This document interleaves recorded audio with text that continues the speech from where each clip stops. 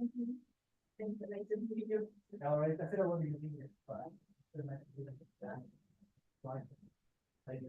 enjoy again.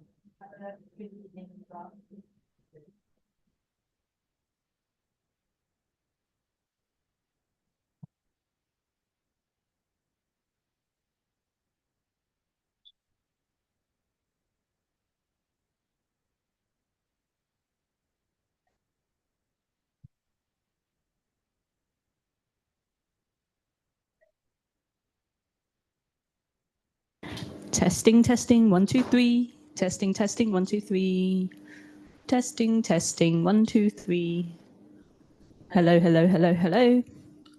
Hello. 1, 2, 3, 4, 5, 6, 7, 8, 9, 10. Yes.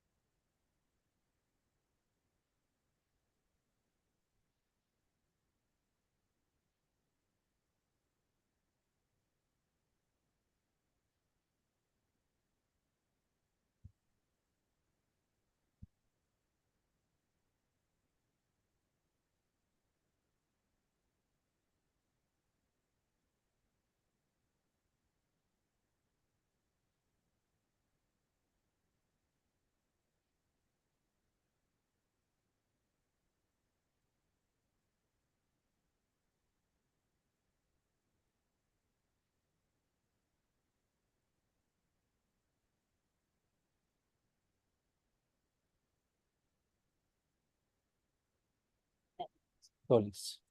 Yes.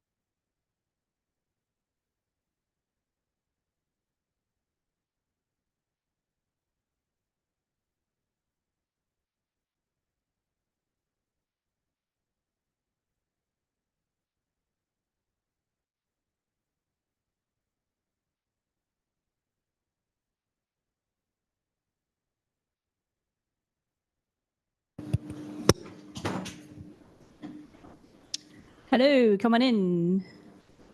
Come on in, settle down.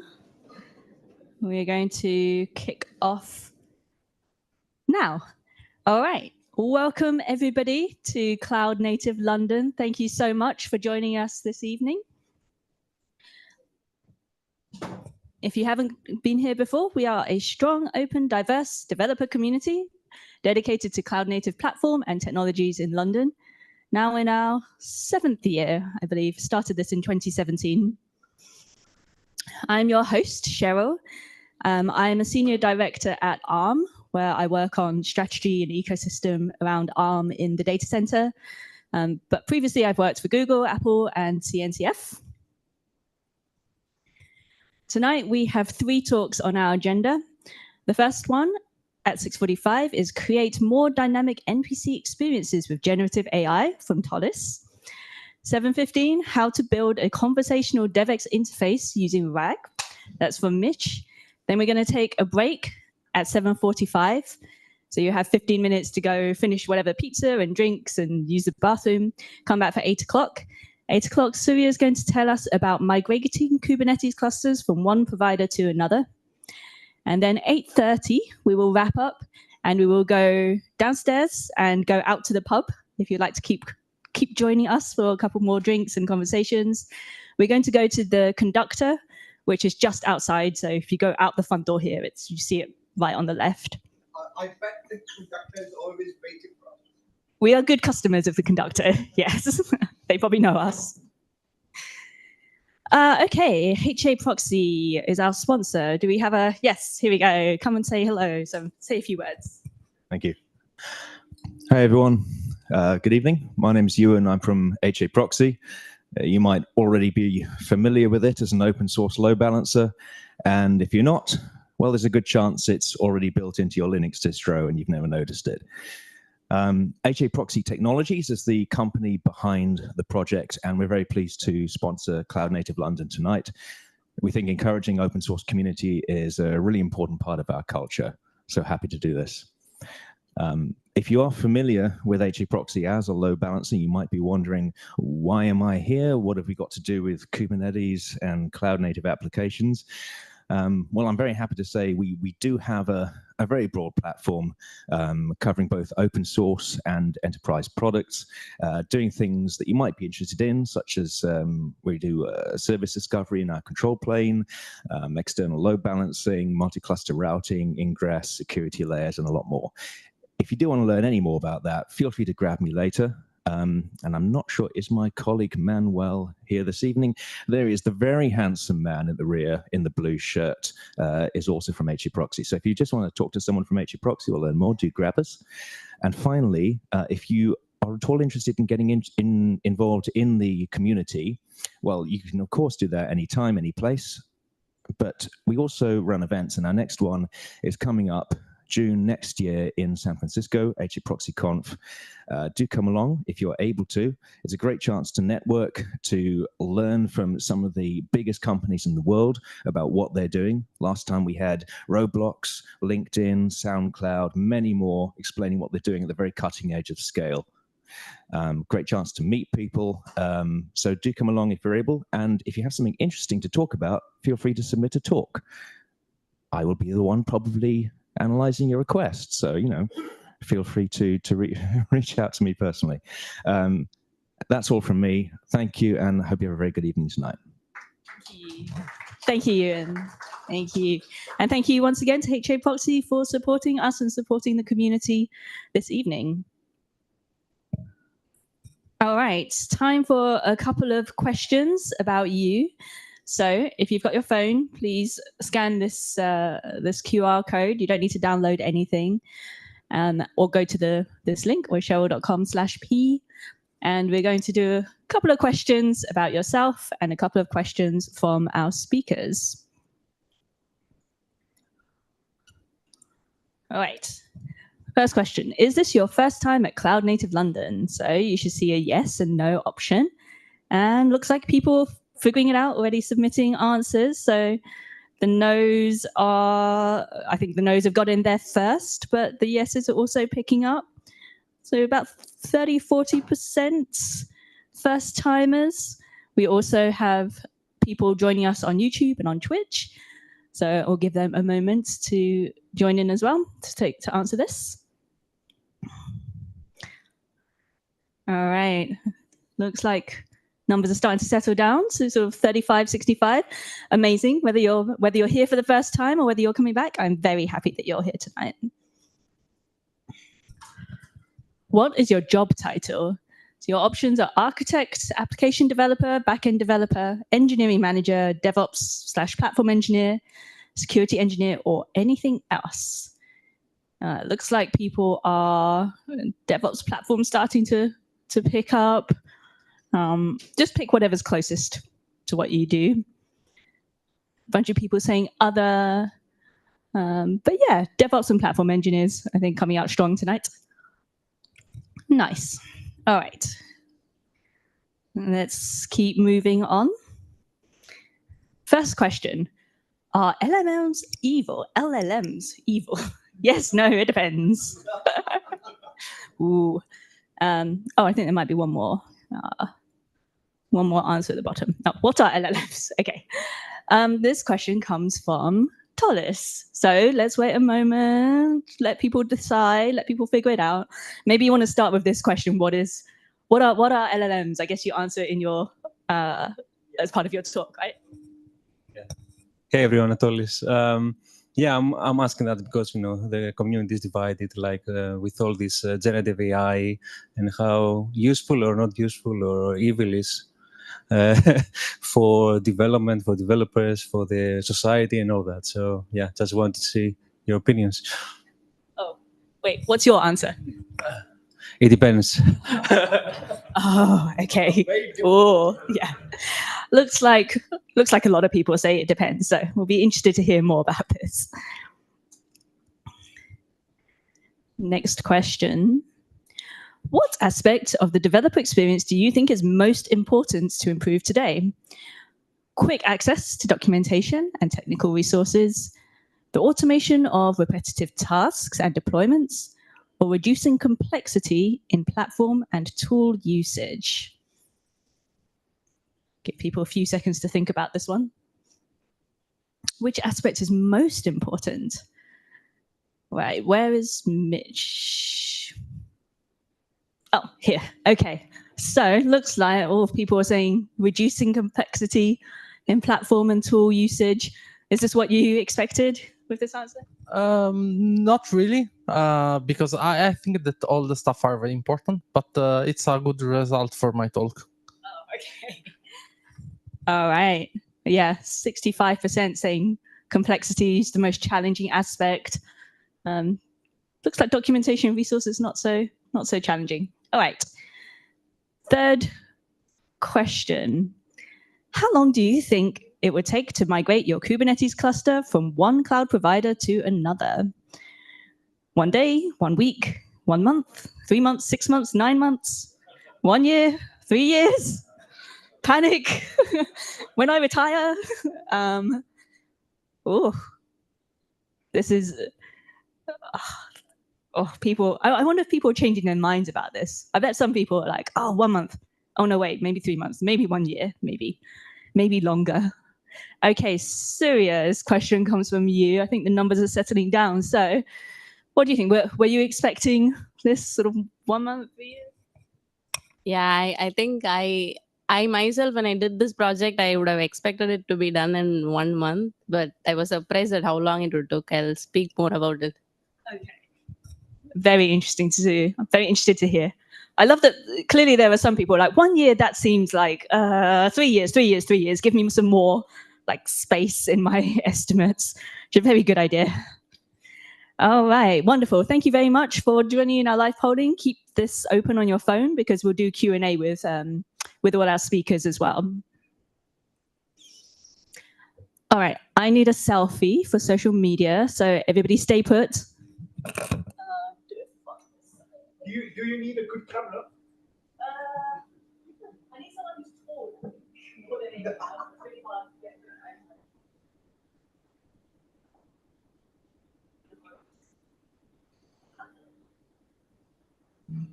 Okay, I need everybody to wave and smile and look happy.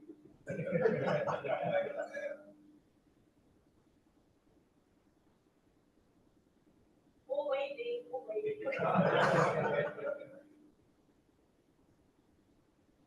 Thank you very much, everybody. Oh, thank you.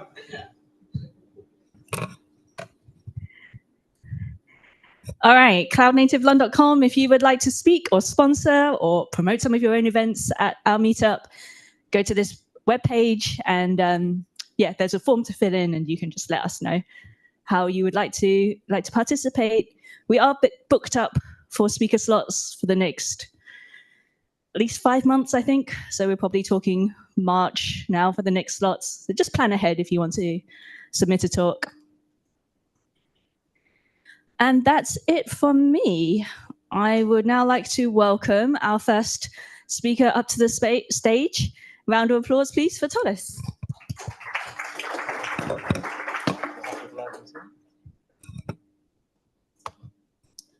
Hello, everyone. Let me try share my screen here.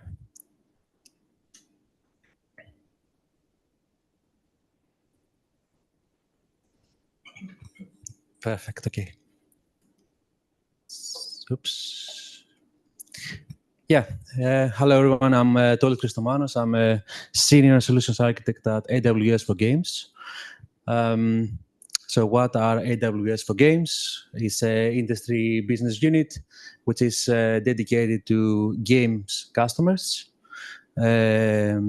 So what we do, we support games customers to build, run, and grow their games on AWS.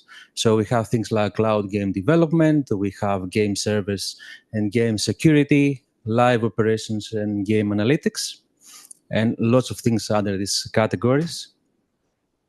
And we have a wide range of customers.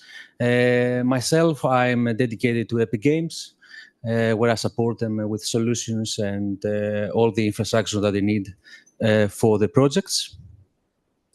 Today, I'm going to focus on artificial intelligence and one demo that we built using Unreal Engine, technology from Epic Games called MetaHumans. And from a backend point of view, we're using Amazon Bedrock, which is our fully managed service for serving large language models. We see a lot of industry trends and challenges across our customers about using AI ML to reduce time to market, and on all factors of building a game and interacting with a game. So as AWS, we provide services and access to 40+ models. We provide tools like Retrieval-Augmented Generation and fine-tuning by using Amazon Bedrock. And also we provide infrastructure to train your models or serve your custom models. I'm going to go quickly here. So our flagship services are Amazon Bedrock, which is, it provides a standardized API to access large language models. Amazon SageMaker, if you are an AI ML professional who wants to train or customize or fine-tune models, and of course Amazon Recognition and other tools. And today I want to demonstrate a solution that we have for a guidance on how to create non-player characters that can actually interact with you. So if the demo gods are with us, I should be able to share a demo with you. A second.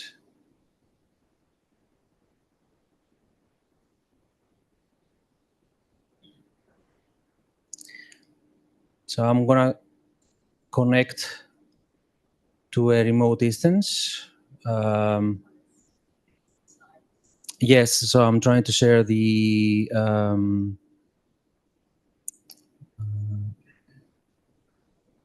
yeah. Okay.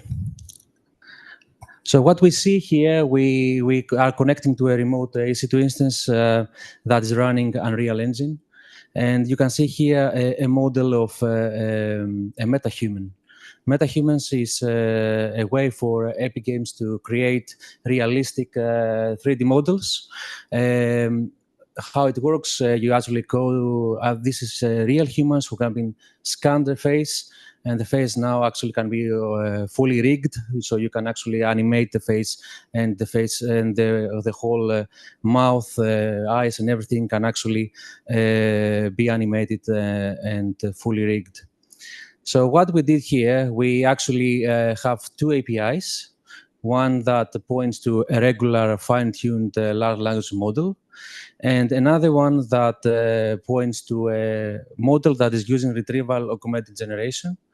For those who are not familiar with Retrieval-Augmented Generation, is when we ask the model to generate some text for us, we actually inject extra content on the fly. And I'm gonna go into more detail, but let's say the demo here. So first of all, I'm gonna say hello. And okay. Hello. I'm afraid I don't have enough context to provide a more specific answer to your question. Could you please clarify what you would like me to help you with? Sorry about the sound. So, so in this case, sorry, let me mute me. So in this case, the model is making a request to the backend, to Amazon Bedrock, to a model that is not using Retrieval-Augmented Generation. So what happens here is that it doesn't have much information. So if I ask again things like, where are you?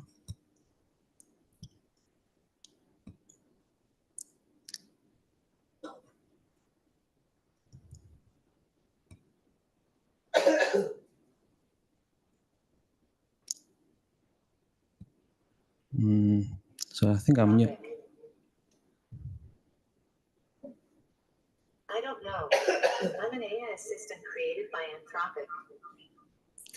So as you can, sorry, the sound is a little bit tricky. So as you can see now, the model says I'm an assistant from Anthropic. I don't have any more information. But what we did, we used Retrieval-Augmented Generation to inject the information on the fly. So if I switch to the Retrieval-Augmented Generation model, you see we put a parrot hat there. So we trained that model, or we inject the information from a book called The Treasure Island. And if I ask the model to speak again,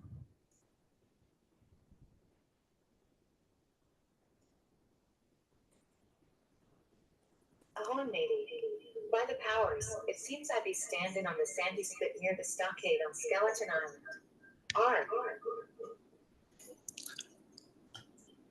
do you have any questions for the model? Any questions to ask the model?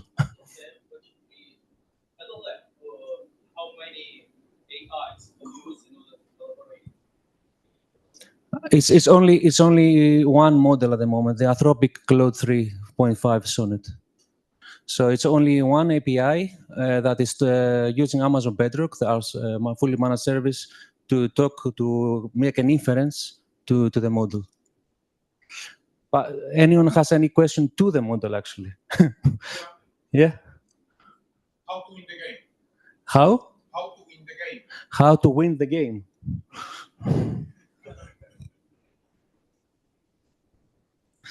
Let's see. I haven't asked this question before.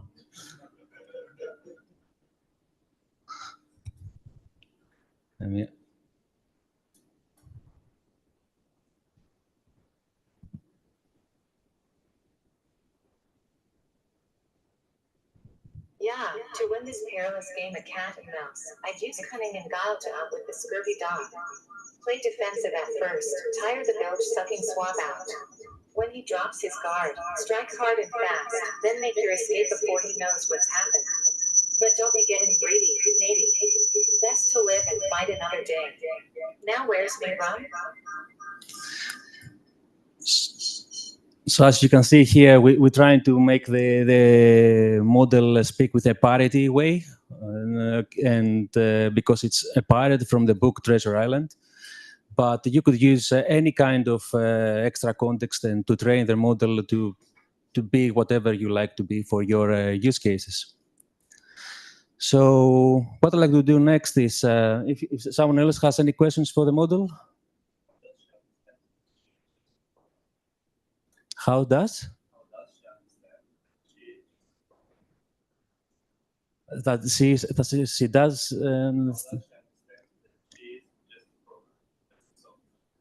Oh, in the when I do a regular LLM request.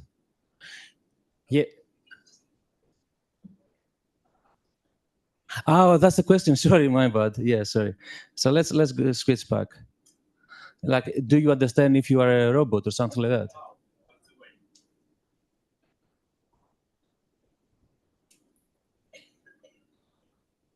Are you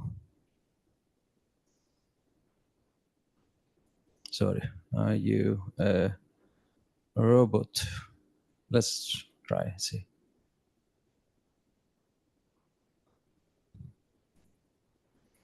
Yeah, me hearties. I be no metal man, but a scallywag of flesh and bone. Well, so yeah. Sorry, yes. If you win the game, you will end the game and kill you. Is that a question for the model? Yeah, let's be honest. So what's the question again? Sorry. If you win the game, then will it kill you? Then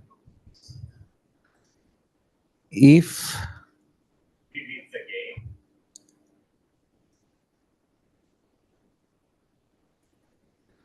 Yeah. Will it kill you?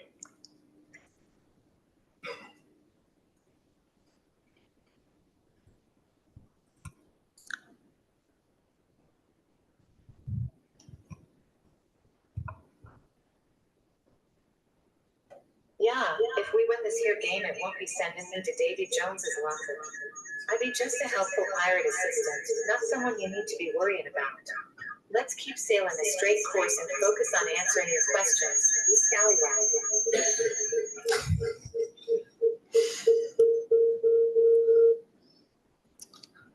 Okay. If there are no more questions to the model, then I would like to move to the architecture behind this.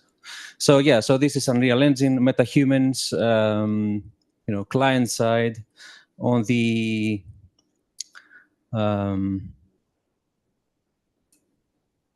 back end,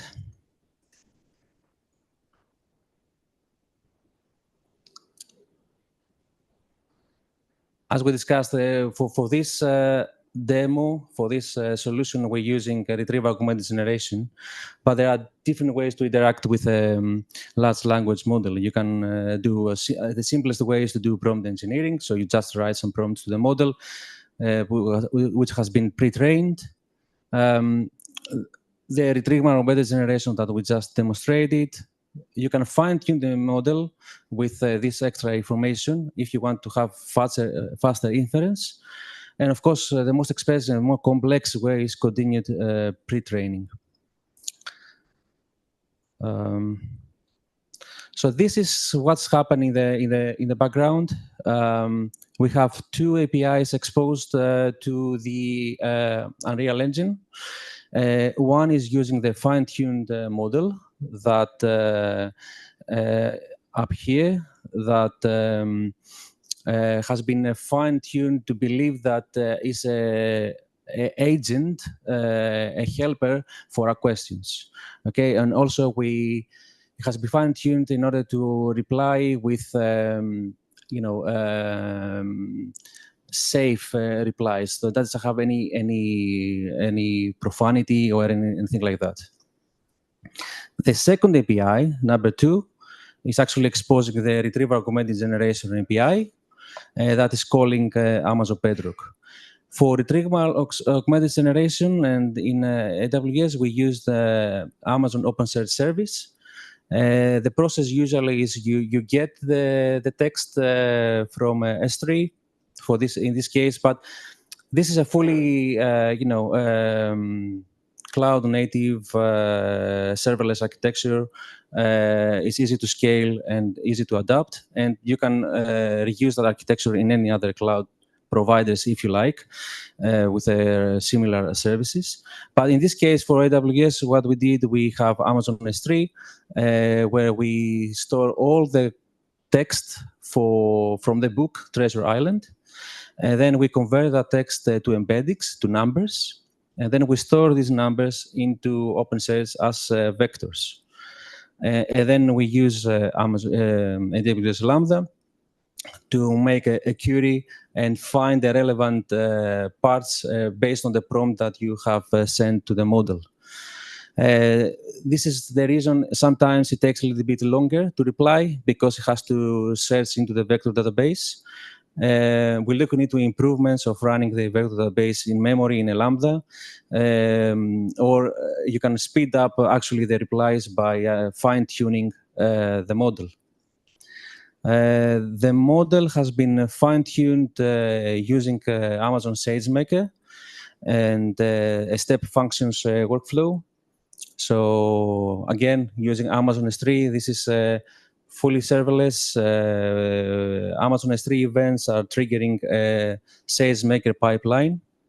It goes through a pre-processing step, then it triggers Amazon step function through SQS, through events. And eventually, it will fine-tune the model, and eventually, a ML practitioner will validate the performance of the model. And here is the way that we actually trigger is by, again, Amazon S3 events that go to AWS Lambda. And SageMaker will actually do the processing, and it will use Amazon Bedrock to convert the embeddings using Amazon Titan. And then these embeddings will be stored as vectors into the OpenSearch database. Any questions so far?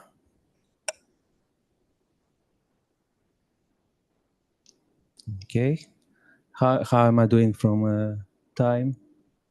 Yep. Okay. So yeah, actually, that's the presentation. Is there any part of the architecture that I would like to see a little bit more, or some clarifications? Yes. This one? Yeah. This microphone.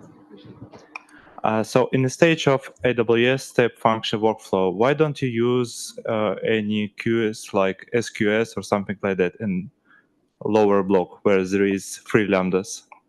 We do use SQS here.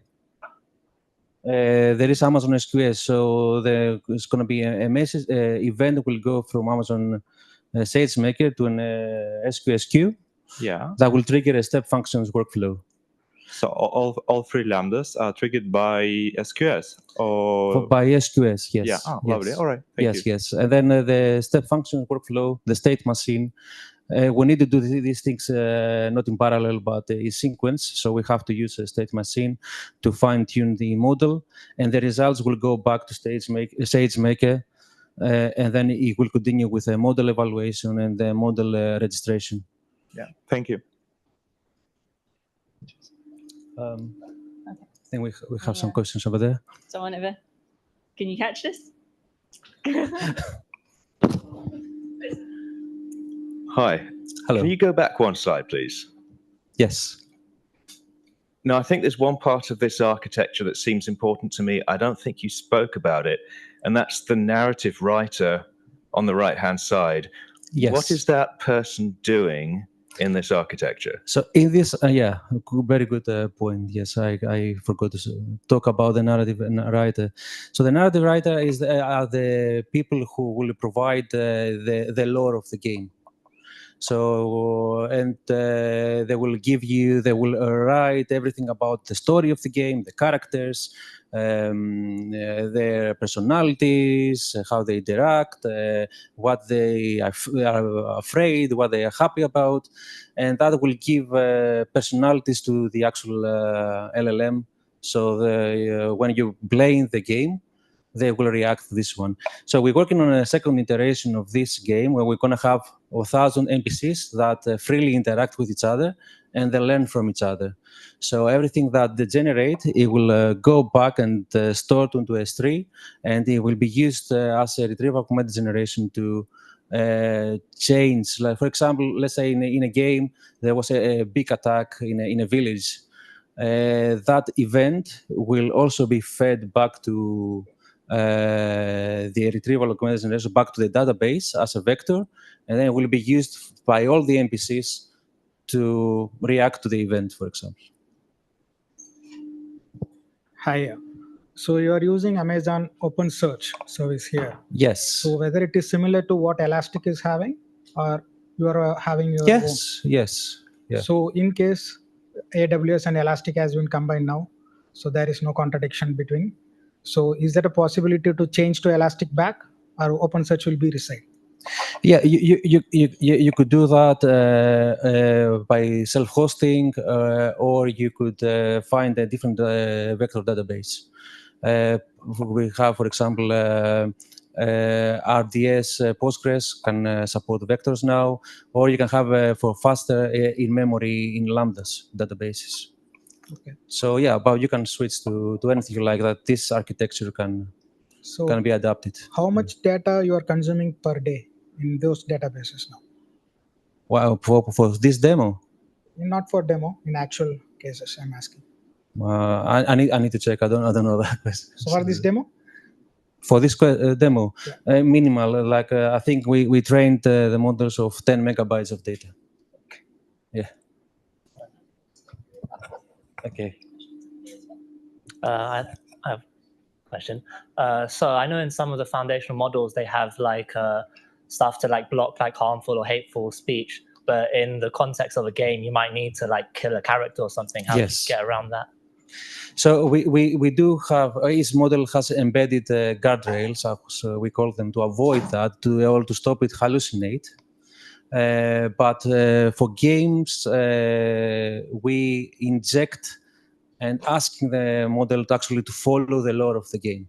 So we're doing a lot of prompt engineering this way. So we have prepared a lot of prompts to the model that we actually inject in every prompt. Like whenever you make a request to the model, in the background, we are adding extra information that you don't see to make the model follow the game's lore. Cool, thanks. How laggy is gaming from African continent? Do you have data center there already? We do in African continent. We do have in Asia, and we do have data centers in Middle East. Yeah, but we do also have a local zones. So yeah, we do have. But I can come back to you. Is it possible to come back to? Yeah.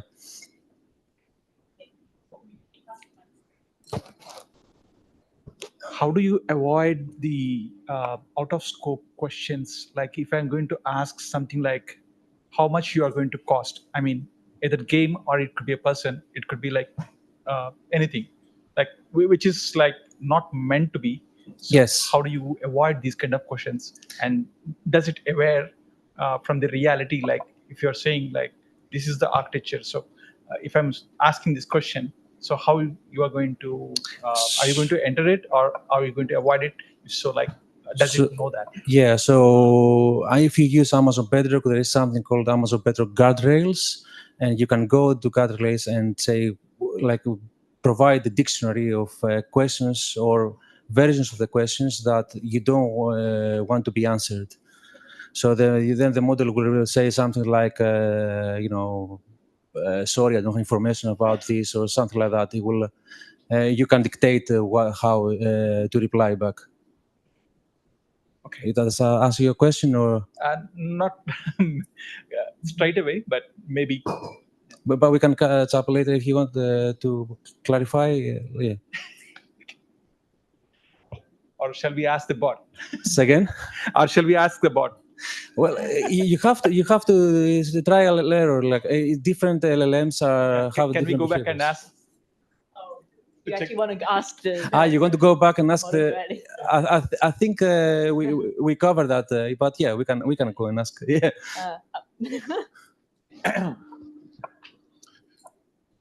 I'm asking because you're for AWS for games. Yes. More general question. What do you think about employing blockchain technology for ownership and trading digital assets in the game? So blockchain technology, so store assets on blockchain. And do clients request it from AWS? We do have customers who are using blockchain technology at the moment. And we have games that are using NFTs.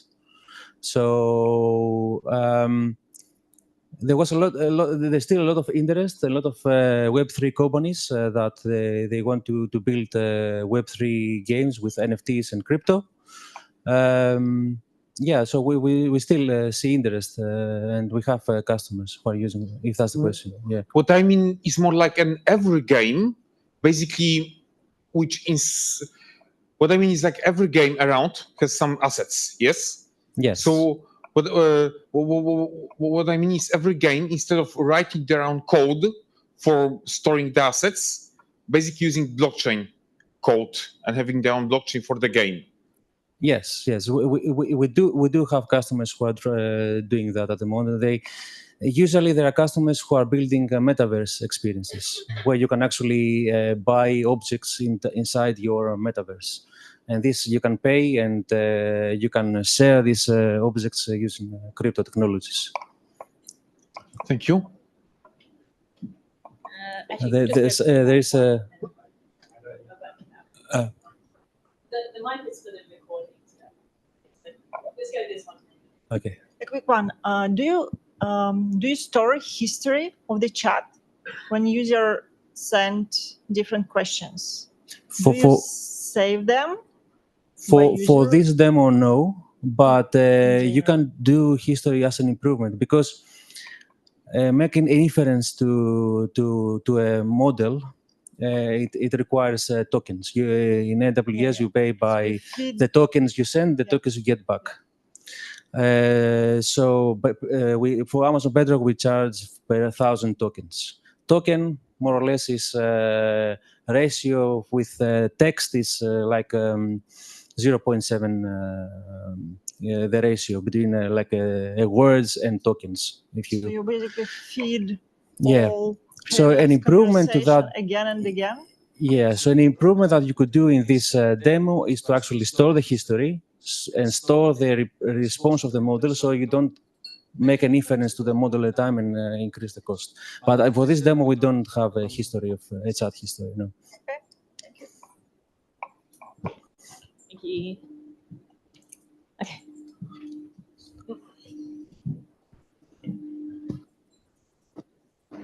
Yeah, so very quick question. This is really cool, of course, but I imagine it's not very much necessary for every NPC in a game, because you know, perhaps the guy that follows you around throughout the game would be someone that this would work for. But if you did this for every NPC, one, it would be, you know, massive scale. But secondly, it is completely unnecessary for most interactions, which are very short-lived. So what is the actual use case of this in a game? Like, what is a situation where this is actually being used to improve the customer experience, I suppose? And is this already in games, or is this more of an experimental thing that will come out in the future? So yeah, good question. We do have customers who at the moment have proof of concepts on how to use them in the games. On their own, it doesn't really make much sense. But we have another solution where you can generate quests. So the NPC will adapt what it's saying based on the new quest that has been generated by the model. And you can have fine-tuned also prompt engineered the model on what type of quests to generate. So instead of having the same quest happen periodically in the game, in the massive multiplayer games, for example, you can now actually, based on some rules that you can enforce to the model, you can generate new quests. So that's in conjunction with NPCs, then they can change the narrative based on the new quest. Thank you. Thank you. And let's do this question here. So PlayStation Network went down yesterday. Am I right to assume this feature for gaming is only available through an online connection, or has there been discussions to somehow localize it somewhat to the device/game file? Yes, so at the moment, this solution is only for in its internet connectivity, but the models are getting smaller and much more performant. So in the future, we're going to see games actually shipping models embedded into the game. So we'll have customers who are looking into that as well. Yeah. All right. Last chance. Okay, thank you very much, Tolis. Thank you. Round of applause. All right, and please welcome Mitch to the stage.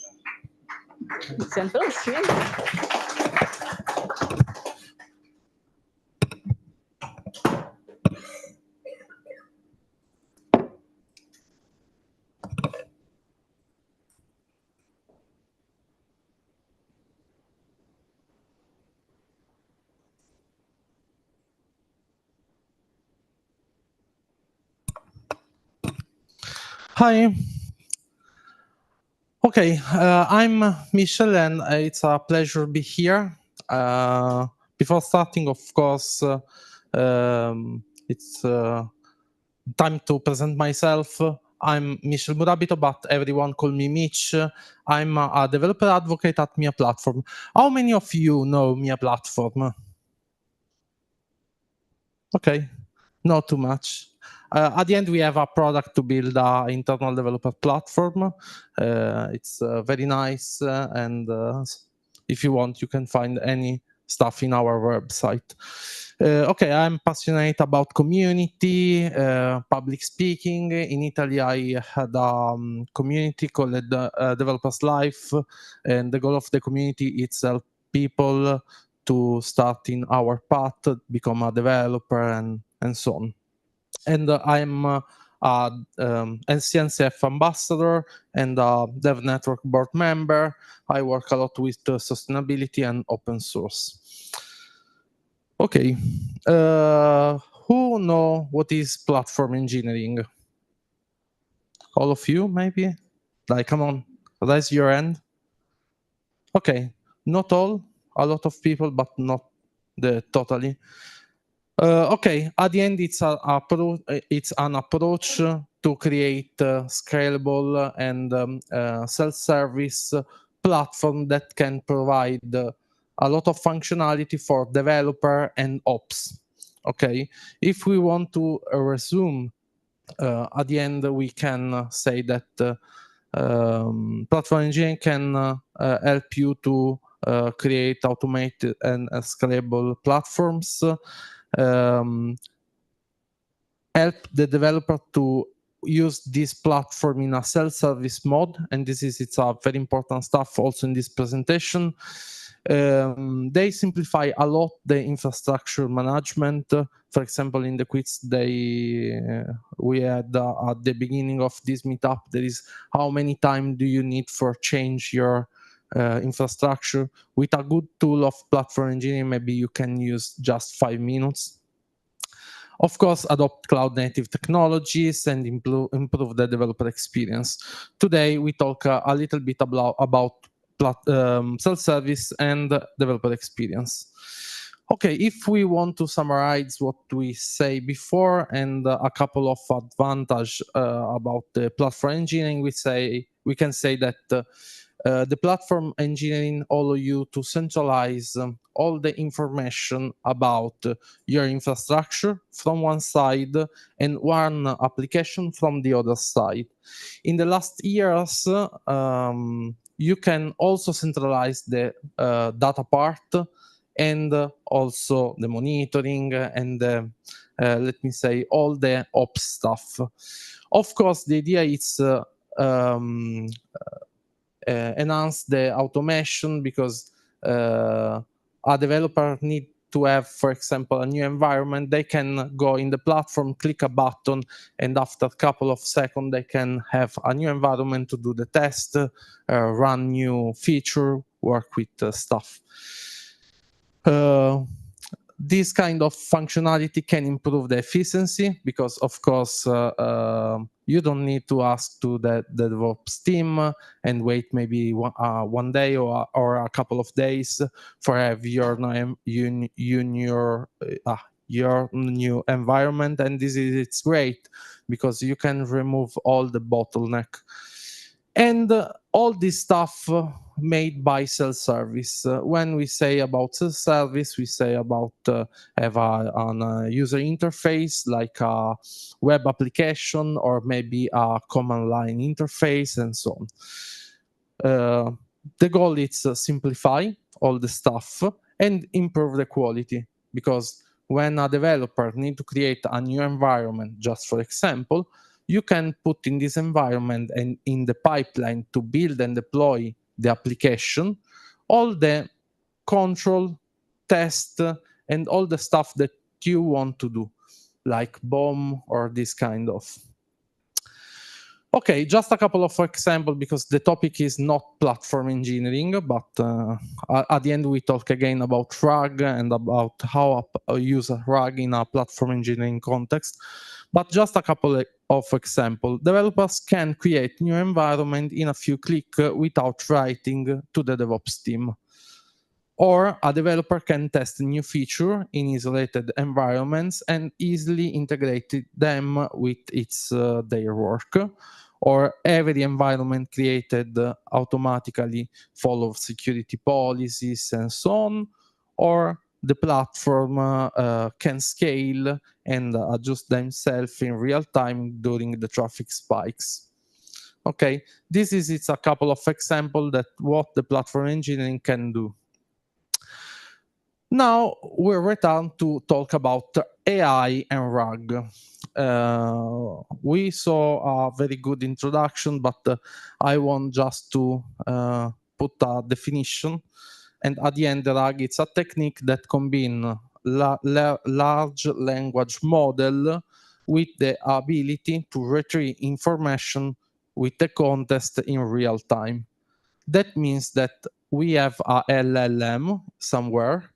We can provide to this LLM information specific to our questions.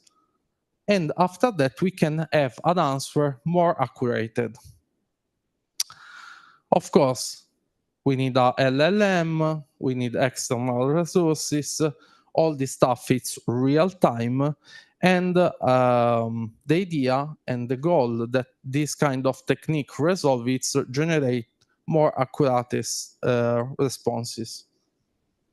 Okay, but when we talk about RAG, we talk about a lot of stuff because we have the AI, inside the AI we have the machine learning, inside the machine learning we have the deep learning, inside the deep learning we have Gen AI, and inside the LLM, inside the GPT, that is not only ChatGPT. ChatGPT is one of the GPT because the GPT is a technique. And inside the GPT, there is the RAG. But if you saw this, this figure here is not inside because in this case, we have also external data. Okay, a part it's depending on AI, and a part it's depend on what we have outside. Of course, when we talk about LLM, for example, the LLM has trained with external data. But after the training was done, the data can change and the LLM don't know nothing about the external change. In the case of the RAG, if the external data change, the system can modify the answer. Okay, it's clear at this moment? Okay. Okay. At the end, when we talk about RAG, we have these three topics. We have the LLM, we have the input of the user, and we have the external data. Of course, each intersection of two of these three elements can create and provide to you stuff. For example, LLM with input can provide hallucinations. What means if in a LLM language I write, for example, how I can configure this stuff in Mia Platform console, and if the language don't have any kind of information about Mia Platform console, he start to answer to us random stuff, not very accurate. Okay. If we add at these two also the external data, we have the RAG. Okay. The other two are LLM and external data. And at the end, this technique is training a new LLM with more powerful data inside, or more specific data for a use case. And this is called the fine-tune. Or if we use external data and the input, the possibility input of the user, we have the LLM backbone. That means that we have a list of topic and a list of resources for the user, and all this intersection can help in a couple of cases. But if we have the intersection of the three topic, we have the RAG. And the RAG is very great for some stuff. Okay. I want to explain in a practical way how the RAG work. Okay. Okay. At the end, it's a little bit complex also for me because I'm not a AI specialist. I am a developer advocate, but I like a lot this topic, and I try to make the concept very easier for everyone. Okay, the idea is this one. The embeddings convert word and sentence and concept in a geospatial points. Not really, it's a vector, but we can imagine as in 2 dimensions that each word or each sentence in a document can be converted in a set of coordinates. Sorry. And during the train, the model can place and understand the similarity between 2 concepts using these coordinates. Okay? And we can, of course, in this way, compare word and sentences using a very strong method based on numbers at the end. Okay. Yeah, it's complex, but we can do a real example. Okay, we have an user or a website or a content. Okay, this user or website or content can be sent to a service that send these topics, this content, to an LLM embeddings. Okay, the idea is I have a page of documentation. I can send to the LLM embeddings this page, and the LLMs return to me at the end a list of vectors. A vectors can be represented as an array of number. Okay. This array of vectors can be stored in a database, a vector DB. Okay. After that, I can ask to my LLM a question like, what is the CRUD service? The system can send this sentence, this question, to the LLM embeddings. The LLM embeddings return one or more vectors. And after that, I have a list of vectors with my content, a couple of vectors with my question. And in my geospatial space, I can find the point near my question. Okay, in this way, I get documents that talk about the CRUD service, what is the CRUD service, and so on. Okay, the idea is this. Okay, how we can use the RAG? Okay, for use the RAG, at the end, we explained before with this slide in a very fast way the process, but at the end, we have a query that can convert it to a vector space.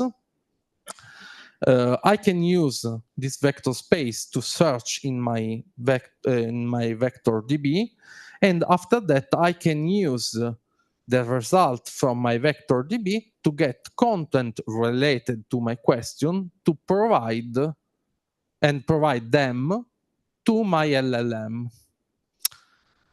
Okay. We can do an example. We have a question like, what is CRUD service? This question was sent to LLM, and the LLM returned 031241. After that, the system can ask to the vector DB content already getted before with the same vector or the vector near my point.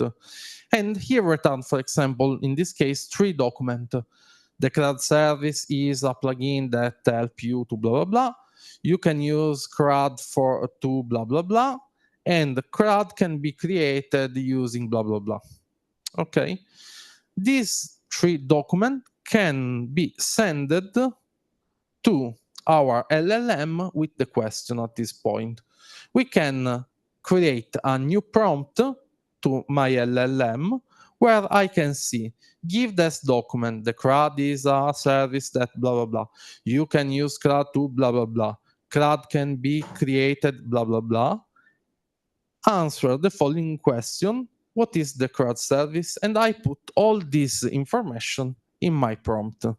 Of course, not it's sure, but maybe the answer of my question is in the document that I have sent in the same prompt.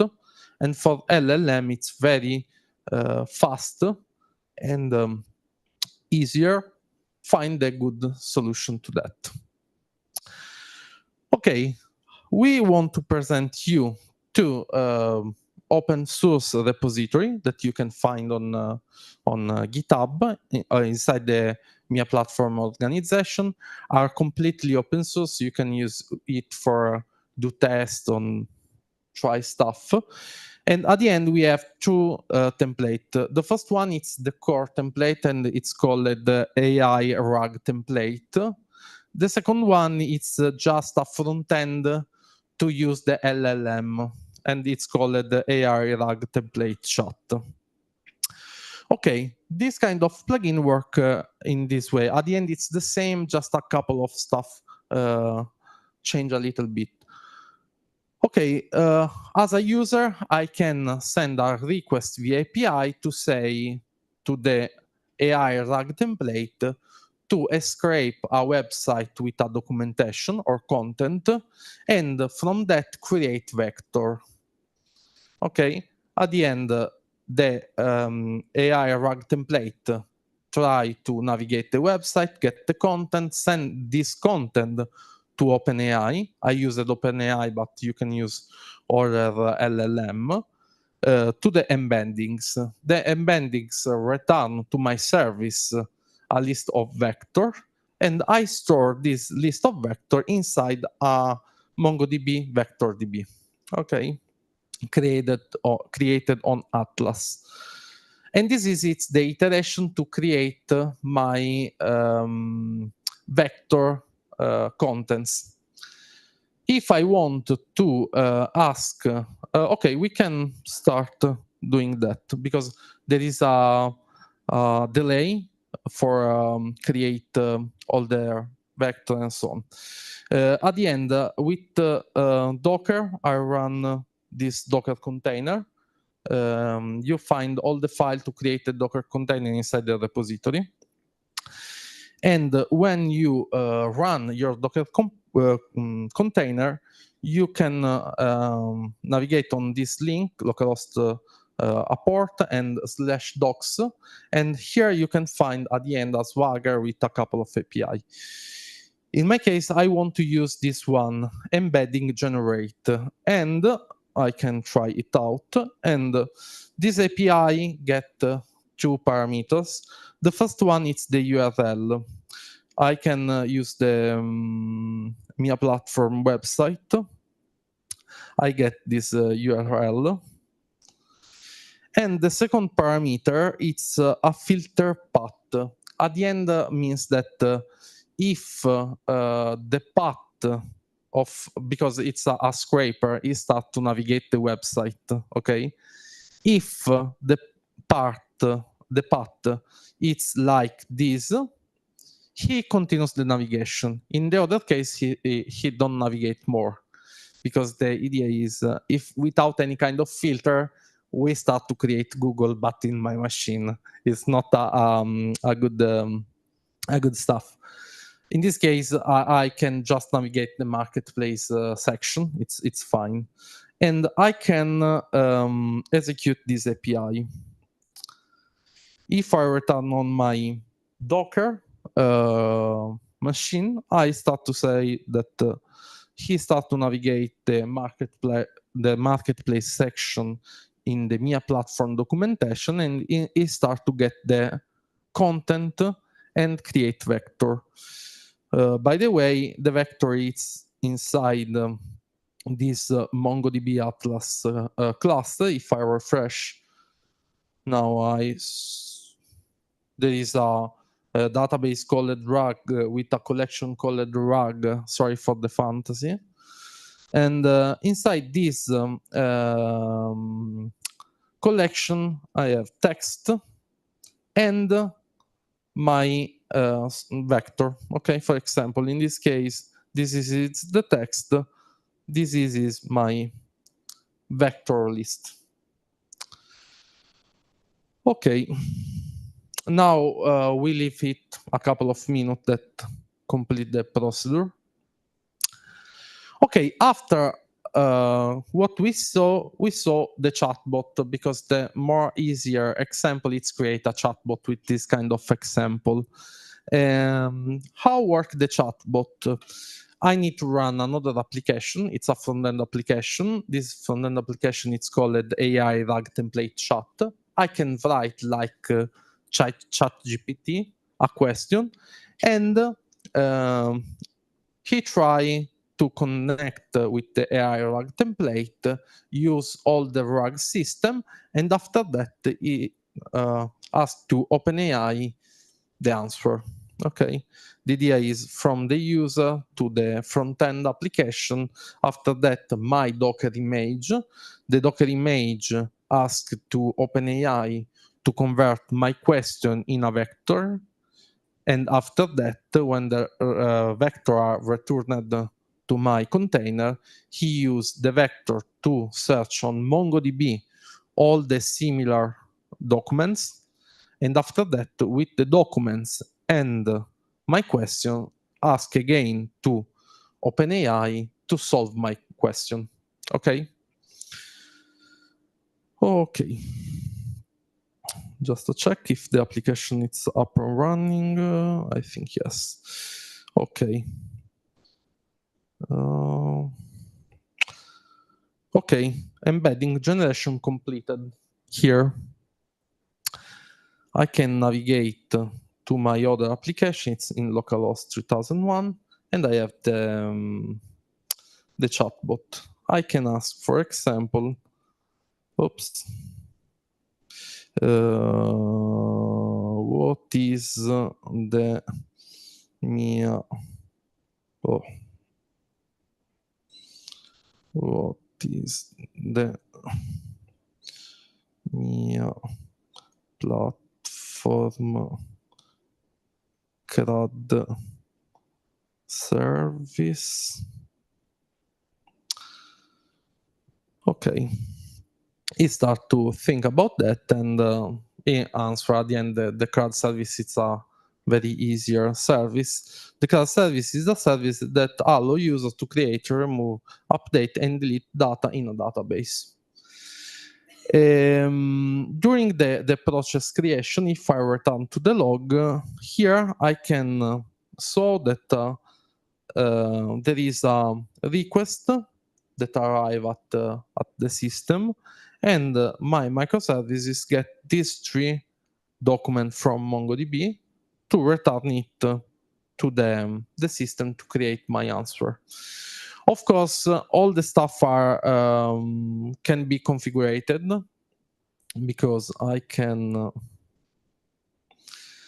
of course, choose the MongoDB URL, the LLM API key, but also the embeddings API key, and I can choose my LLM model, in this case 3.5 Turbo, the embedding model, but also the database name, the collection name, the vector index that I want to use, how many documents I want to return. In this case, it's 4, but maybe in my case, I want to return 10 different documents because I don't know. And the minimum score distance between the vector from my question and the document that I found in the database. Okay, I think that's it about the demo. Okay. Okay, but before end this talk, I want to do another step forward. Okay. For example, in this case, I used the statics documentation. Okay, just pages marked down in the website.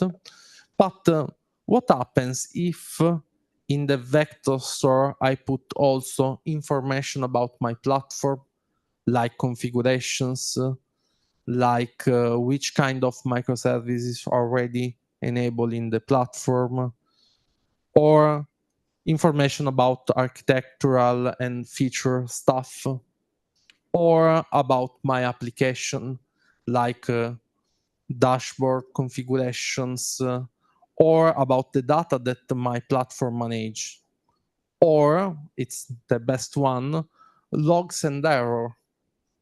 Okay, in the documentation, maybe I'm up for you. There is a list of error. If you return, I don't know, 404, you have not found. If you return 500, you have another error. Okay, and in the other end, you have all the logs. Maybe you can ask to the LLM, in the last day, there is 404 returned to the customer in the logs. Okay, it's just an example. And that means that in the side we have a platform, in the other side we have AI and RAG, but we can put all together. And we can collect from our platform all the data, like the documentation that we saw before. And for this data, generate vectors, save the vectors in the database. And after that, all of the developer and the people that use the platform to chat with a chatbot that can help the team in a real world. Because we can say, okay, I have already this service. How I can expose or protect the service? He knows all the information about the platform, all the information about the documentation. There is a LLM behind and the RAG, and he try maybe to answer to our question with the context data about our platform. A couple of examples. Do you detect specific error on these microservices, this infrastructure, and so on? Or how can I aggregate this data? Because if you have data, maybe you have also metadata, AR schema, or this kind of information. Maybe your platform manage also the information about the data, and you can ask to the platform and to the RAG how you can, for example, aggregate or filter the data. Or how can I manage this situation in my project? Maybe I want to expose endpoint, but in my project there is no API gateway. Just an example. Maybe the platform can say, okay, if you want to expose an API, you need to have an API gateway in your project. Here you can find the documentation to how do that, and so on. Okay, credits about slide, images generated with OpenAI and Midjourney, fonts, and so on, and a couple of articles about platform engineering, but also the data part. The Mia Platform blog, there is a lot of article, a very nice article, vendor neutral. And okay, without product, maybe vendor neutral is not the right term. Of course, there is a CNCF AI white paper and our template that you can find on GitHub. If you use it, let me know, because our idea is improve them in the future. After that, feedback, Q&A, and I know you have a phone, you already scanned a QR code, but also this one, it's free for you. Please leave a feedback, because for me it's very important. I think it's my 5-4 talk around outside the Italy, and I'm very proud to be here, but I want also to improve. I will do a photo, and in the meantime, if you have questions, I'm here for you.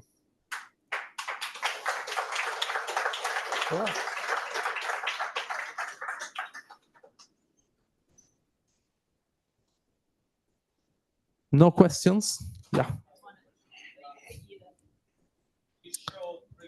Just the microphone for the people from home.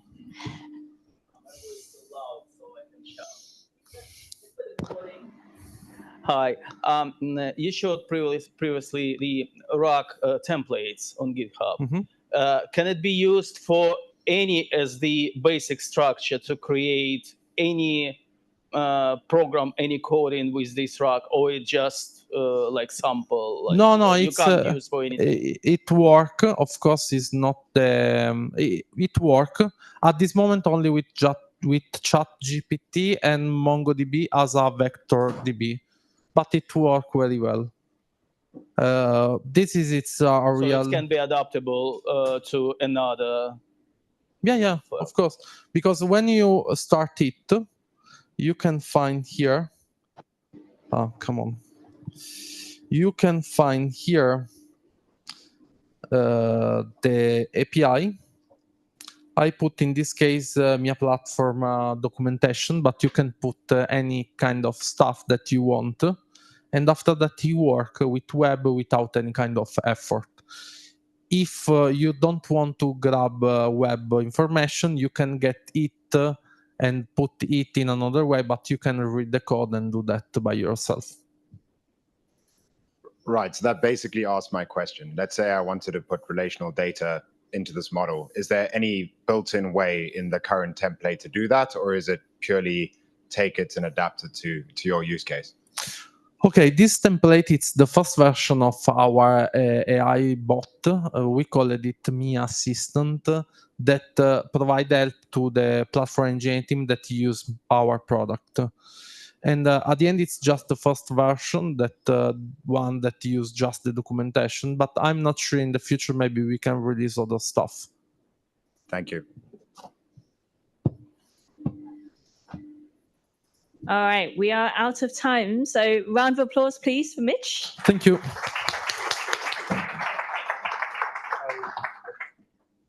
All right, we now have 15-minute break, so please get up and take a little walk around. Bathrooms are outside, and come back for 8 o'clock.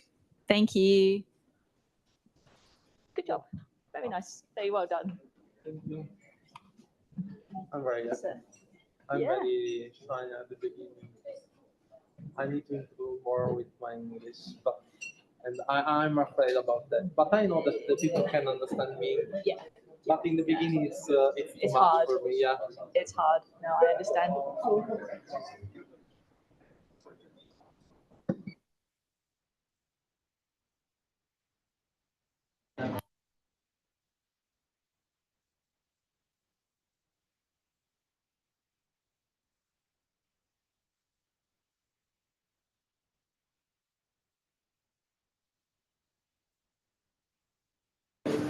If you're leaving now, please do remember to return these tags at the front. Thank you.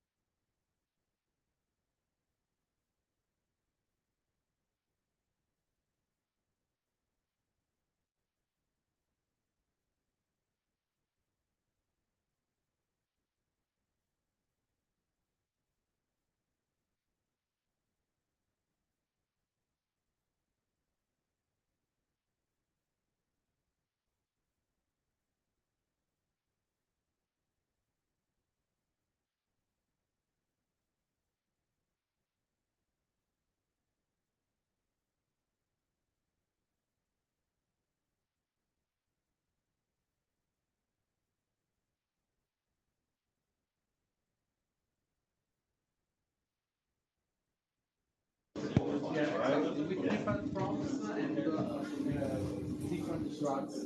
Yeah. And after that, we have another that classify the best answer. And You basically go with that. And sometimes you can say, especially with the second LLM, like give me a hard format, just JSON or something.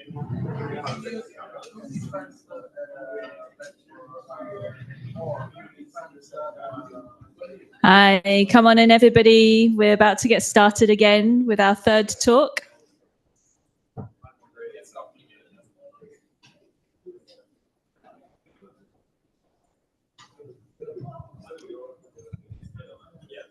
Come in, please come in and sit yourself down.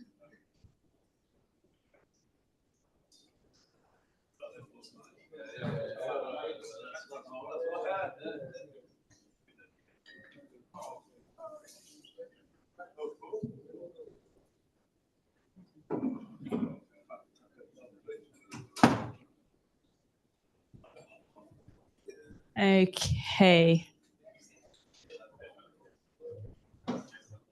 It's probably still a handful of people outside, but it's 8 o'clock, so let's kick off. Please welcome to the stage our third speaker of the night, Surya.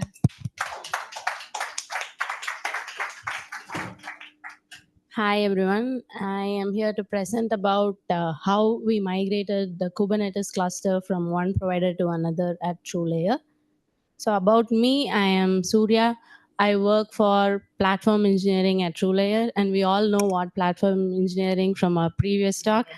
So we take care of the CI/CD pipeline tooling that helps developers deploy their code swiftly to the clusters. We also provide the monitoring and telemetry stack for TrueLayer. So all the developers get real-time information about the stack that is running in the cluster. So about what TrueLayer does, TrueLayer provides real-time bank payments. TrueLayer acts like a bridge between a merchant and the bank. So whenever through an online platform, anyone makes a real-time bank payment, they would be able to do the transaction through a username and password instead of having to enter the debit or credit card details. So that's one of the primary product that TrueLayer offers. More details, you can of course see it in truelayer.com website. But for the context of this migration, having this knowledge would help give more clarity on why we made certain technical decisions. And why did we even have to do this Kubernetes cluster migration? That the title itself seems a bit complicated and complex. So why did we get into that phase in the journey of our organization? So TrueLayer was founded 7 to 8 years ago, and at that point in time, it was a very small company, and we were able to self-host our own clusters.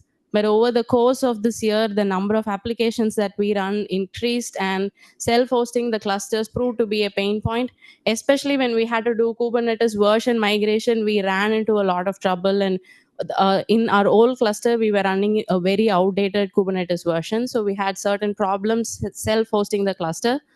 Moving to this managed cluster not only gave freed up some time for the DevOps and platform engineers, but it also proved to be economical, and it was easy for us to maintain. What kind of applications were we running in these clusters? We were, of course, running lots of HTTP, gRPC servers. We had message producers and consumers, and we had the monitoring telemetry stack that gave information about health of all these applications. And most importantly, we had security scanners. These scanners scanned through every image that is pulled and deployed in this application.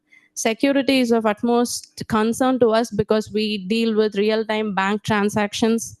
So security scanners were also run in our clusters. So this is a simplistic representation of the servers that were in our clusters.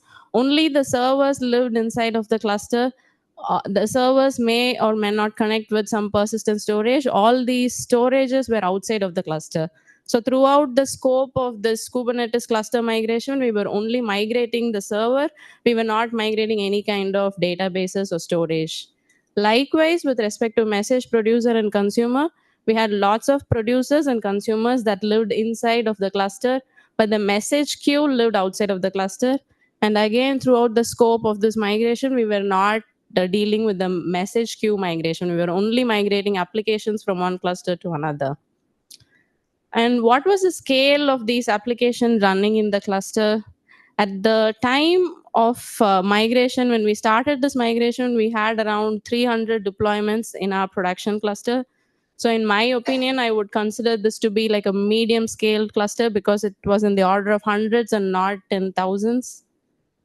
So now that you have all the information on the scale, what kind of server that we are running, this is the migration plan. And the services on the top, the yellow colored services or the client facing services, the blue arrow represents the traffic that's hitting the client facing applications. These client facing applications were in turn dependent on some mid layer of application, which in turn was dependent on this lower layer of applications. All these applications might connect to some database storages or message queues that lived outside of the cluster. So with our initial migration plan, we wanted to first deploy the lower layer of application into this new cluster. And once this is done, we would then proceed with the mid layer of application. And then finally, we will move all the client-facing applications and check that all these applications are up and running. And then we would switch the traffic.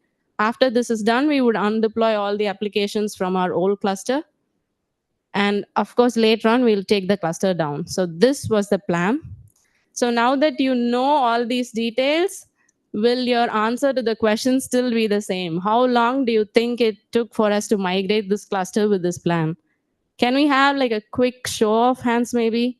So those of you who think it took 3 to 6 months, can you raise your hands? Okay, I think that's a fair 50% of you. And 1 year? Yeah. 1 year seems a little less, and more than a year, I guess no one would think that. So the answer is 1 year and still going. We still haven't finished it. So we have 3 clusters, dev, sandbox, and prod is still ongoing, and hopefully it will be done in 2 months at least. So yeah, why did it take so long? What made this complicated? So with our initial migration plan, we of course started moving this lower layer of application. And once we did that, this is what happened.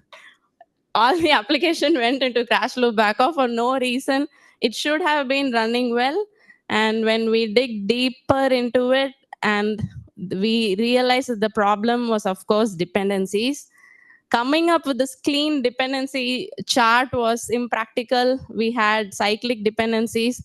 One application was dependent on another. A was dependent on B. B was in turn dependent on A. So regardless of how you try to club this, in any way, one application or the other would go into crash loop back off. And given all of you here are very smart, of course, you would think that why can't we just move it all at once, like a big bang, just get all the application at one go? And we could do this, but we should remember that even if you deploy 10 applications at one go to a new cluster, each application will start up at its own time. Like one application can start at 2 minutes. Another application can have some migration or some pre-deployment step and some init container that can take like 5 to 10 minutes to start. So each deployment will start at different time. And this would be a problem for message consumers. If you remember, the message queue is common between the clusters. So the message queue will always have message. Immediately after a message consumer has started up and running, it would start consuming messages. And because we were dealing with real-time payments, one message that is failed means that a client somewhere in the world is getting a notification that their payment has failed. So this would be like they'll try to book a flight ticket and they would fail. Next time they try to book the flight ticket, probably the prices are up. And this kind of real-time scenario is something that we can't afford. So deploying all at once was not possible at all. And thankfully, we didn't try and waste our time. And even without trying this, it took us 1 year. So you can imagine. So we came up with this new migration plan. So in this diagram, you can the applications that had the tiny green boxes are the message consumers. So with this plan, we deploy all application to this new cluster, but we'll have message consumption alone turned off. And once all the applications are up and running, we would then turn on the consumers and then switch the traffic, disable consumers in this old cluster, and then undeploy all the applications. So this is the plan in theory, and I'll get into how we implemented this. So firstly, we made changes to our message consuming libraries. We introduced an environment variable based on the value of which message consumption could be turned on or off. And a huge shout out to this open source tool called Reloader. So this tool enabled a deployment to get reloaded whenever a config map gets changed. So the value of environment variable was loaded from the config map, and every time we change the config map using this tool, the deployment would get automatically reloaded. So because this was an org-wide project, we were dealing with multiple teams. We had like 20 to 30 teams, and each team would have a lot of message consumers. So if every team should have to make a new deployment release, that would be a lot of developer code releases and deployments. We didn't want to do that. Being able to manage it centrally through config map by one team made this a lot simpler to do. And we also had to migrate 3 clusters, if you remember. So this is a repetitive thing we had to do. So this hugely simplified the process. And we also had some problems with cron jobs. Cron jobs are supposed to run only once at every scheduled time. But during the interim period of this migration, we'll have 2 clusters, the old cluster and new cluster. And cron jobs by the team would be at both the clusters, because when you deploy an app, the cron job comes with the deployment of that app. So if every team again had to go and duplicate the code such that maintain 2 copies of the same cron job. So one cron job they can enable suspend as true, and another cron job they can keep it running. This is one way to do, but that would again be like number of cron jobs multiplied by the number of teams. That will be a lot of teams and lots of code duplication. And to avoid this, again to our rescue comes another open source tool called Flux. Flux is a tool that majority of you here might already know. It's a tool that's used to reconcile a Kubernetes resource in the cluster from a source, say a GitHub repository. You can have your cron job committed to a GitHub repository, and every time you push a new commit, Flux that is deployed in the cluster will keep listening to the repository or source, and it would just apply every time it looks at a new change. So Flux has this feature where it allows us to have patch operations on the Kubernetes resources. So we were able to have patch operations on the Flux configuration in our new cluster, such that whenever this cron job is getting applied, the cron jobs will be suspended in the new cluster, but cron job would continue to run in the old cluster.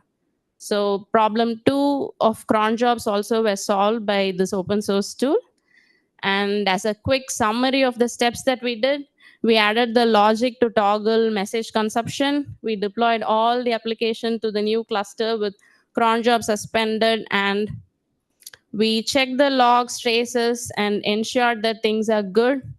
And then we enabled message consumers, after which we ran some integration tests between the applications to check that things were working as expected.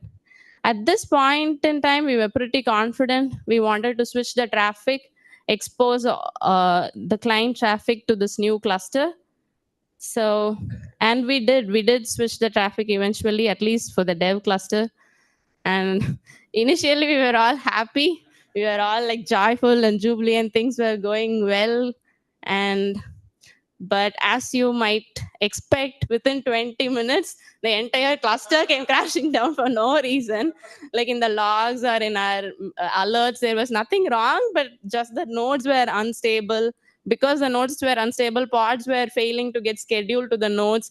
The entire cluster was very flaky. So on digging deep into Kubernetes events, we figured that the issue of node failure was because of the security scanning tool, if you remember, that I mentioned ages ago. So that was the culprit. The security scanning tool that we used with one provider in the new cluster was not compatible in this new cluster. So this issue was not at all highlighted until we switched the traffic. Only at high traffic, this issue was reproducible. So until that point, we were not able to never face this issue. So we tried changing many configs, but the only solution that worked was scraping off the image security scanner and coming up with a new image security scanner. So yeah, with that twist in this journey, finally this migration came to a success, at least again only to the dev cluster. So we still haven't done the prod, but yeah, I'll take that as a win. So what did we learn throughout this journey? We had the modern state of the art in tech. All of our applications were containerized. We had quick deployments. Like within 5 minutes, 3 to 5 minutes from the time that a code is merged to the main branch, you'll get it deployed in your cluster. We had plug and play configuration. All the application was compatible in both the cluster. We didn't have to make any changes to get it compatible in the new cluster. And we also had a very well maintained and up to date hotel and monitoring stack that gave us alerts on when things were going wrong. But despite all this, as you can see, it was not a cakewalk. So what helped us in this journey was definitely collaboration. This was a cross team or company wide initiative. And we had an infrastructure team that bootstrapped the cluster. We had platform team that gave us the library necessary, and a dedicated library team for each of the languages that were used in our company. We used Rust and .NET, and we had Rust developers and .NET developers making changes to the message consuming libraries. We had a small work group created which drove internal campaigns to ensure that every application used the updated library. And we also had this testing team that ran load tests and integration tests. So all of this cross collaboration was necessary to make this project a success. So if there's only one thing that you're going to take away from this talk, let it be that AI is not taking your jobs away. So the huge part of such org-wide projects is definitely brainstorming, cross collaboration, and coming up with. There are many solutions to one approach. So one of the critical problem here is to persuade your teammates, convince all of them to get them on board on the same direction that you want to go. So here you have to convince multiple teams to on the approach of like, this is how we are going to switch on, toggle the message and have the library updated. They'll have some product priorities. So aligning all of that and coming to one consensus is also a huge part of the tech work. So yeah, collaboration is one thing that was highlighted. And another is, of course, the tremendous reliance on open source projects. On our day-to-day grind, we might be concerned about bringing revenue, building product features, but we are very much reliant on many, many open source projects. And in this talk, I would have highlighted 2 of the open source tools, but there are also many others that we use. And I've just plopped some of the widely used ones at our org, but we use thousands of open source libraries in our applications. And I also want to take this opportunity to thank open source maintainers and contributors who are also supportive to us whenever we raise some issues and came up with ideas on how we could do this better. So yeah, with this, I conclude this presentation. And if you have any questions, I'm happy to take them.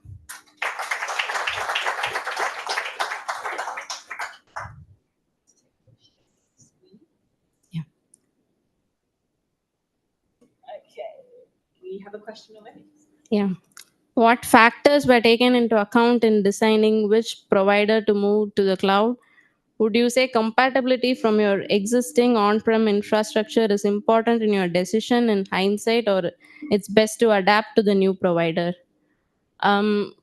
We definitely had cost as a primary factor because that was one of the primary factors, and another was we were hugely using AWS already for our other like for data storages or for messages.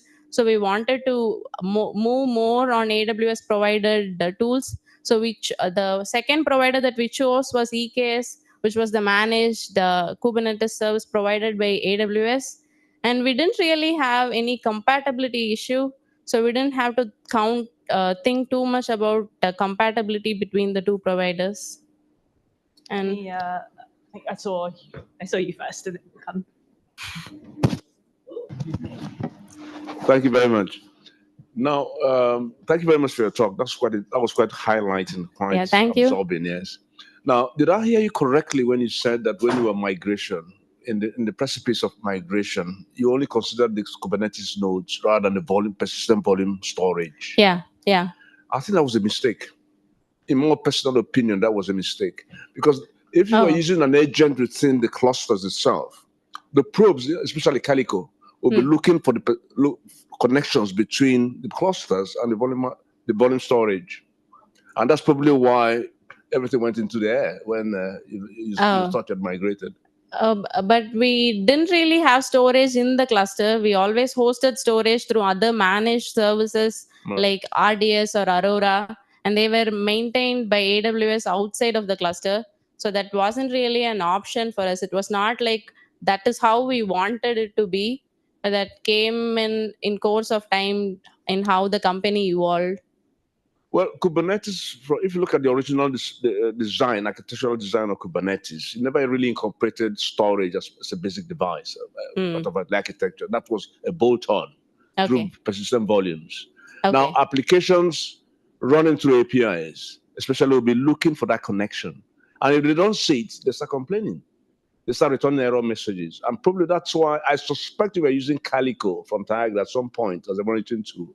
And if you didn't see connection between the persistent volume, it will just throw up. Okay. Yeah. Thank you very much. It was okay. Anyway. Cheers. Yeah, thank you. Yeah. Thank you.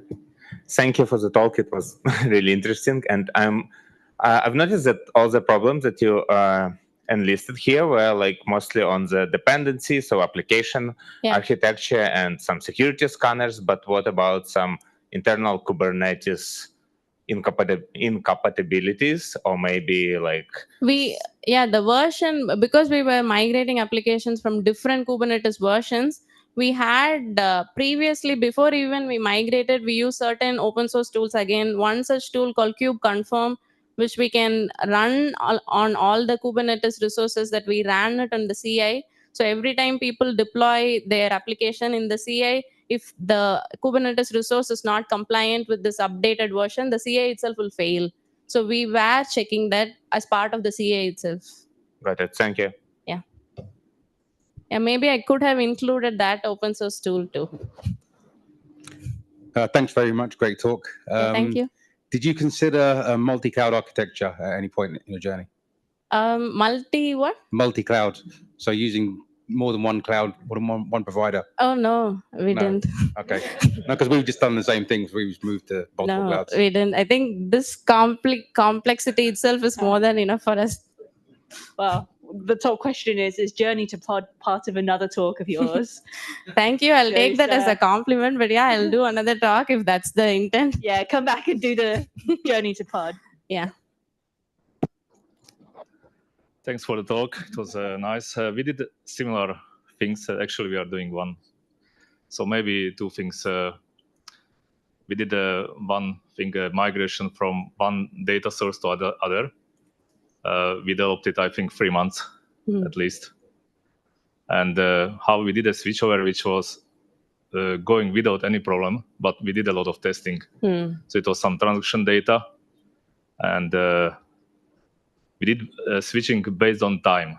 Okay. So basically, from both, you receive the data, and at one point, which we define exactly, like, let's say tomorrow 10 a.m. exactly, and before 10 a.m. is going from the one source, and after 10 a.m. other source. Okay. So this is like a clean switchover, and we could do it. And trust me, it's a big company, so a lot of transactions. You can't do it even overnight, probably. And the other thing, with the two clusters, we are doing this now. It's still in development. And for example, what you can do is you can call, like, you can deploy one service at a time, but you can call each other so between the clusters. That is also a solution. But of course, you can call in a case where you don't hold any data or something. So it's just a mostly HTTP service, let's say. And of course, you have to use the same database if it's depending on the database. So it's not really a question, it's just my remarks about this. Yeah, because we are doing didn't similar try this cross-cluster communication, but I'm assuming even if we were to try, we would have to make some changes in the ingress to make the same ingress point between two clusters. So, but we didn't try that approach at all. We are trying it now. We are kind of in a really beginning, and we are trying with a less critical service, let's say. So it's still in development, but I think you can really do it on a service which is not depending on any data. So it's basically just communicating with other services, which on that plan you had some services like that. Yeah. Just using other, even like going around, but I think you could use for that. Okay. Thank you. Good luck with your migration. Thank you. How did OTel help you in this migration plan? Yeah, OTel, the data from OTel, we then pushed it to a visualization platform. So we could visualize the traces. So any error, we were able to spot it in the traces. And we also had alerts on top of the traces. So if we have like a high number of error, then we would get alerted. So before a client is aware that something is going wrong, we would be quickly aware that things were going wrong. So OTel we use primarily to get the traces and alerts. I could also do a separate talk on OTel. Yeah, do more. Hi, thanks for the excellent talk. I think it's really encouraging to hear about the things that go wrong and how you overcome that. One question I had, and you might not have the answer because you said you did a lot of collaboration with other teams, but I was wondering if you knew how your organization switched the traffic from your on-prem infrastructure to the cloud. Obviously, coming from HA Proxy, I have an interest in traffic routing. I'm curious how your teams managed that. I think we had like an ingress controller running, and at the ingress we had some. We did the 100% traffic switch. We didn't do a percentage traffic switch where we had 50% here, 50% here. So we invited the product team, like the product developers on call, and the DevOps did the actual traffic switch by making the ingress switch point to this new cluster, and it was a 100% traffic switch. So we coordinated with each of the team who had a client-facing external endpoint, and then we did the switch on call when the team was there, so they were able to help and support. And thankfully, so far we didn't have any incident during the traffic switch. I don't want to jinx it. Touch wood. Thank you. Thanks for the wonderful session. Thank you. So again, the OTel question we have. So OTel you have implemented as a sidecar agent, or it is a daemon set you have implemented? We have it as a collector. So if I understand it right, in every node we'll have an OTel collector running, and it will get all the. It's like a sidecar then. Yeah. Okay. No. The OTel collector would go through all of the traces emitted from all the applications, would push to this OTel collector, which we then send it to another deployment called Refinery. This is also an open source maintained tool, so we don't do anything. The OTel is available as a Helm chart. Okay. So we render the Helm chart and just run the deployment. And in all of the applications, we use standard open telemetry library. So using this OTel format, we just send the spans and traces to this collector. And we use one paid service by a product called Honeycomb, which is similar to Neuralink or Nginx, to aggregate and get this visualized data.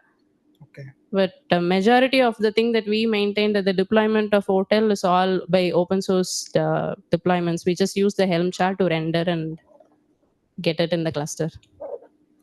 I can probably send the link of the open source charts.